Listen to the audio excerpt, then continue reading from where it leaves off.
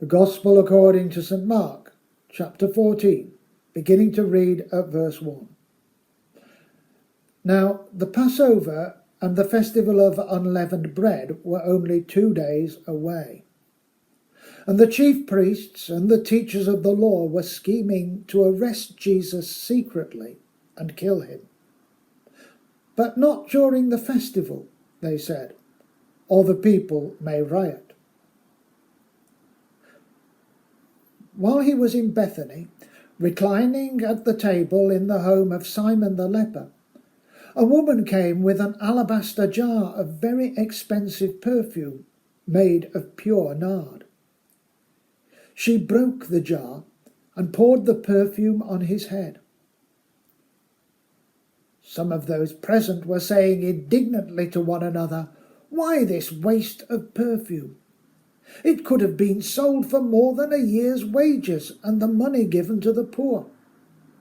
And they rebuked her harshly. "Leave her alone," said Jesus. "Why are you bothering her? She has done a beautiful thing to me.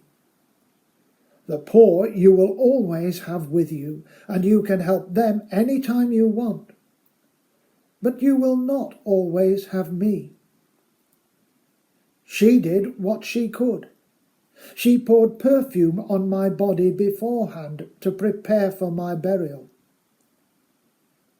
Truly, I tell you, wherever the gospel is preached throughout the world, what she has done will also be told, in memory of her."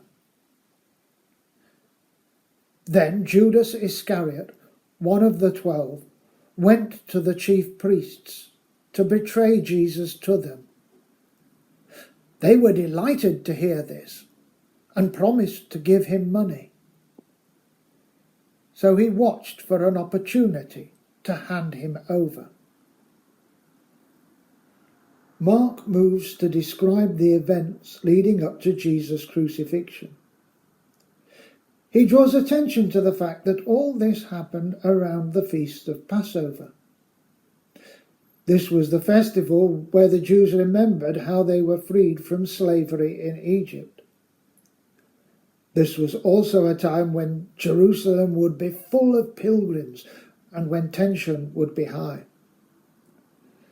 The chief priests and the scribes had got to the point where they thought they needed to be rid of Jesus, but were worried about arresting him when there were crowds around who might be enthused about the idea of Jesus claiming to be the Messiah. Mark no doubt intended his readers to reflect that Jesus came to free them too, from slavery to sin, death, and the forces of evil. In this context, Jesus and his friends met for dinner at the house of Simon the leper, presumably someone Jesus had previously healed of leprosy. John tells us this happened at the home of Mary, Martha, and Lazarus. As our Queen said in another context, recollections differ. The woman appears to have come in from outside during the meal, broken the jar, an unnecessary extravagance, and poured the exceedingly expensive perfume. Mark's estimated cost, 300 denarii, was roughly a year's wages for a manual worker, over Jesus' head. Other accounts talk of the perfume being poured over her feet, which might be seen as an exaggerated act of hospitality. But pouring the perfume over his head sounds more like an anointing. Priests and kings were anointed in Jesus' context, and the Messiah was expected by some people to be a king, by some to be a priest, or by some, both. So it is likely that this was some sort of prophetic action marking out Jesus as the Messiah.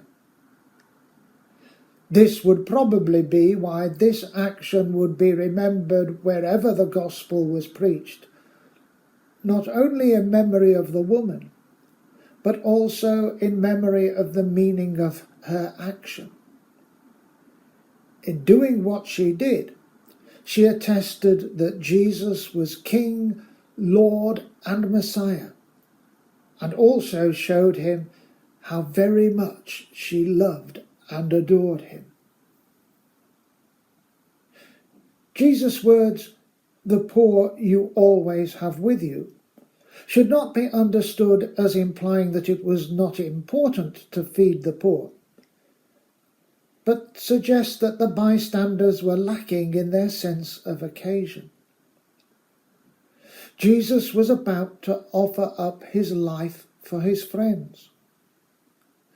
This was the time to remember who he was and what he came to do, and to pledge absolute allegiance and loyalty to him. The ongoing duty to remember the poor would always be there, and there would be opportunities to do just that. But this was the time to show love and commitment to the Messiah, who was about to give up his life for his people.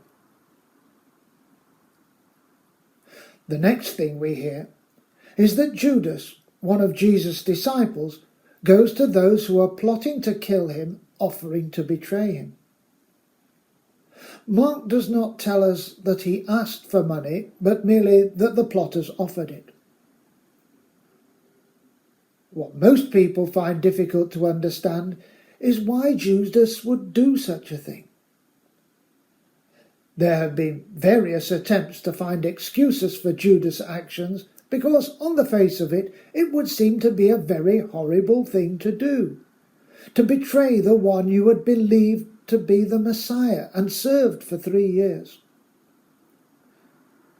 The best course is to consider Judas' actions in the context of his own times and his own situation. We are so used to the idea that Jesus came to preach a message of love and peace, we find it difficult to understand that any information about Jewish beliefs concerning the Messiah, from sources like the Dead Sea Scrolls, or the history of the Jewish people written for the Romans by the Jewish historian Josephus, suggested their expectations were of a king who would wage war against the Romans and establish a worldwide empire, with Israel as what the authors of 1066 and all that would have called top nation, and God ruling over Israel. And despite Jesus' teaching, it would appear that the disciples still harboured such hopes until very late in the day indeed. Luke records that the disciples were discussing who would get the top jobs in God's kingdom at the Last Supper, and that they were inquiring when Jesus was going to bring about this victory, even after the resurrection. It would appear that Judas had given up any hope of Jesus fulfilling these military and political expectations somewhat earlier than the others, and had realised that in any case they were all in for real trouble from the authorities. Some interpreters suggest he is making a last desperate effort to force Jesus into instigating a rebellion, but that explanation appears very unrealistic. More likely, he thought he was better bailing out and getting on good terms with the authorities and waiting for the true Messiah. So he offered to help the authorities with information about where Jesus could be found without a large crowd around him. It would appear that he later suffered from remorse for his actions, probably after the resurrection, which completely turned the calculations of Judas and others upside down, and when he realised that he had actually backed the wrong side. Interestingly, the Jewish historian Josephus we heard of earlier gives us a very similar model of betrayal. He starts as leader of the Galilee forces involved in the rebellion against Rome.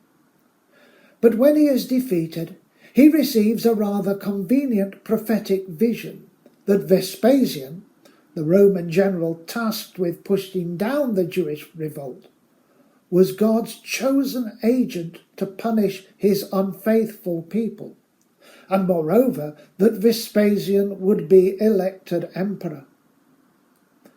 This actually happened, and Josephus lived a privileged life in Rome thereafter, seeking to explain Jewish history and traditions to his masters. From this worldly point of view, at least, Josephus would have appeared to have backed the right horse. Judas backed the wrong one. As Jesus himself said, "The Son of Man will go just as it is written about him. But woe to that man who betrays the Son of Man. It would be better for him if he had not been born."